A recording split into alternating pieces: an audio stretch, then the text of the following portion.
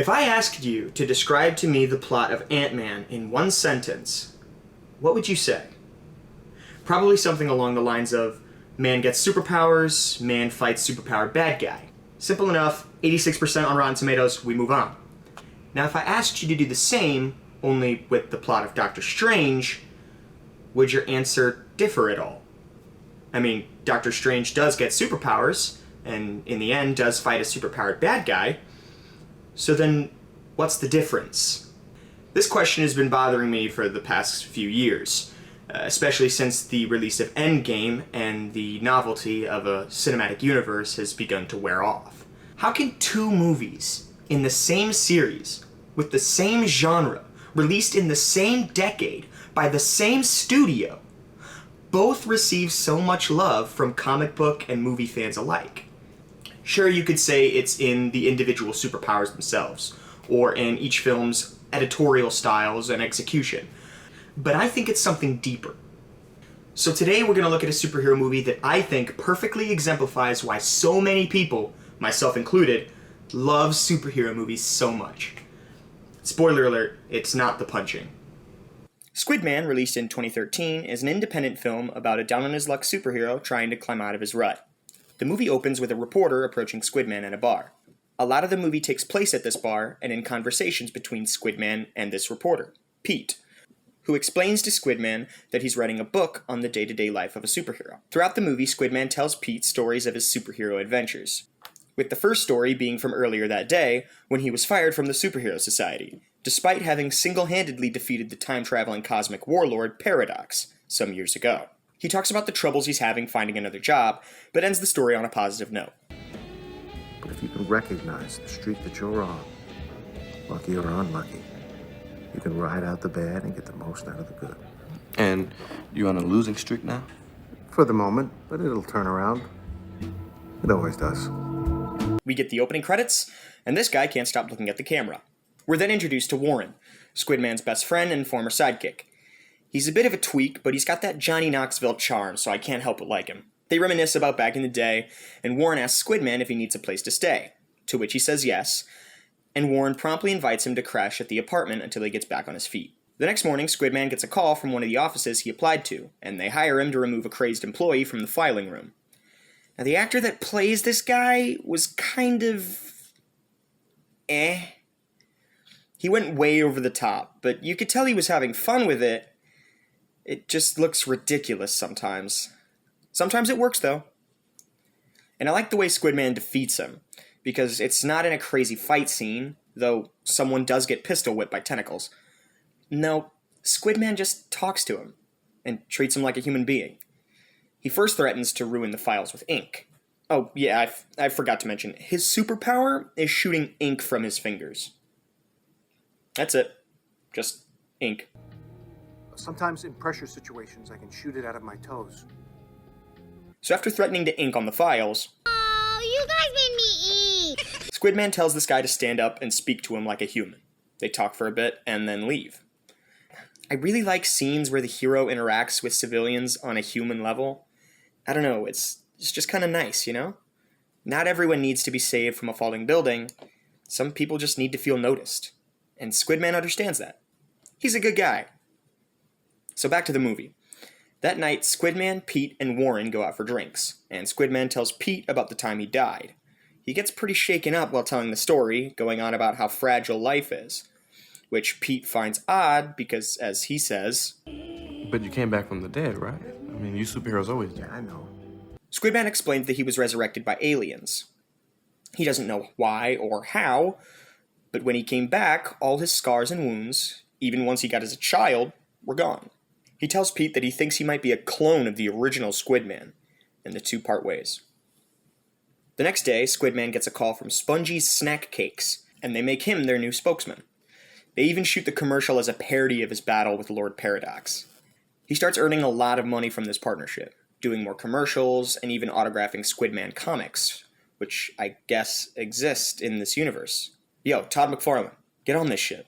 One day he meets a woman named Martha. Why did you say that name? Outside the store he's signing at, and she asks his help in finding her missing boyfriend. He's kind of bummed out to learn that she has a boyfriend and secretly hopes not to find him, which he doesn't, and the two start dating. We jump to a few nights later, and they're on maybe their 4th or 5th date. Martha asks Squid Man to remove his mask, which he's reluctant to do, but eventually comes around. Also, turns out his name is Russ. Gross. The next scene is him and Warren talking on a boat, and you can start to see him turn his life around. He encourages Warren to do the same. He meets up with Pete, who shows him a rough draft of the first chapter of his book, which is now all about Squid Man.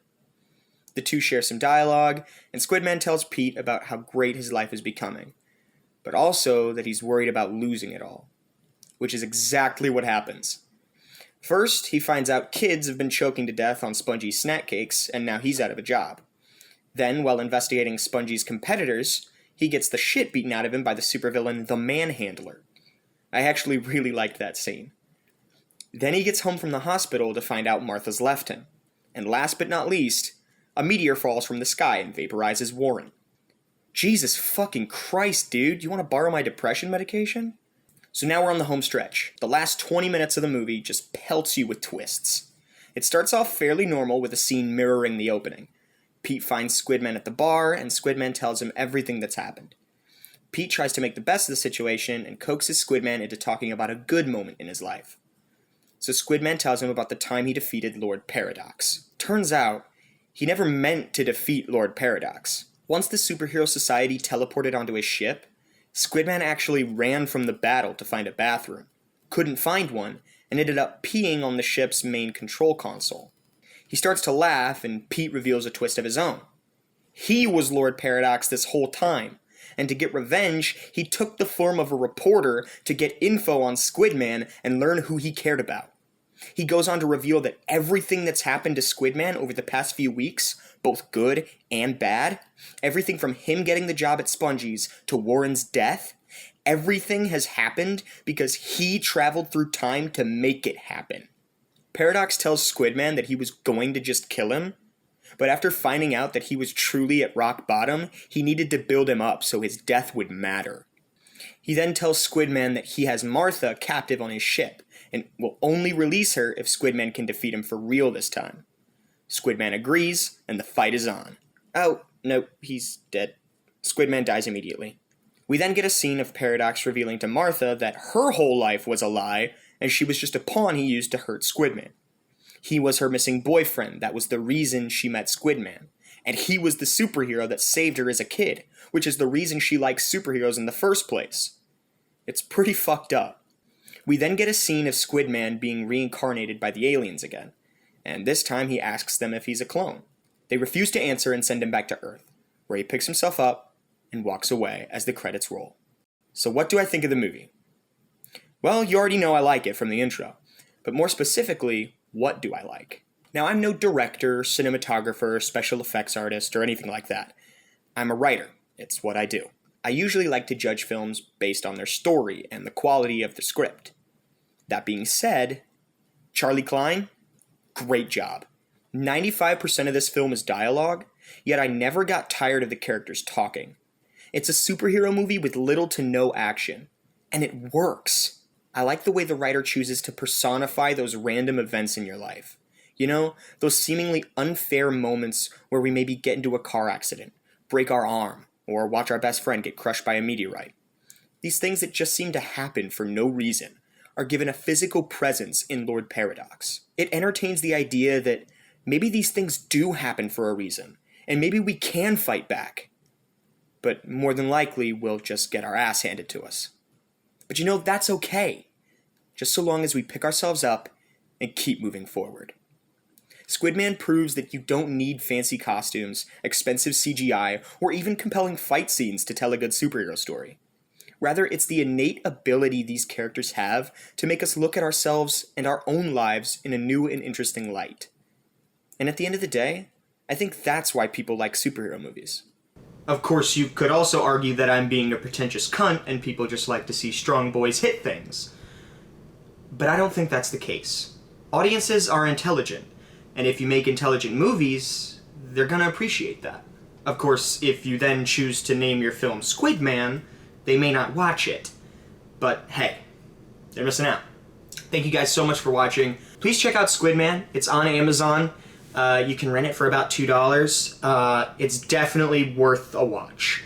If you're wondering why my setup looks so different, I'm actually in the middle of moving, so I am at my mother's house right now, in another state. So I'm not gonna be in my new apartment until the 28th.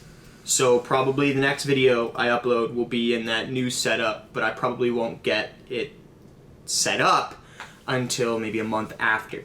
So I do have a couple more reviews coming. I got a Dark Void review for the PlayStation 3. I've got another superhero movie that I'm not going to disclose yet that I plan on reviewing. And I've got a few sketches that I want to shoot. Thank you so much for watching.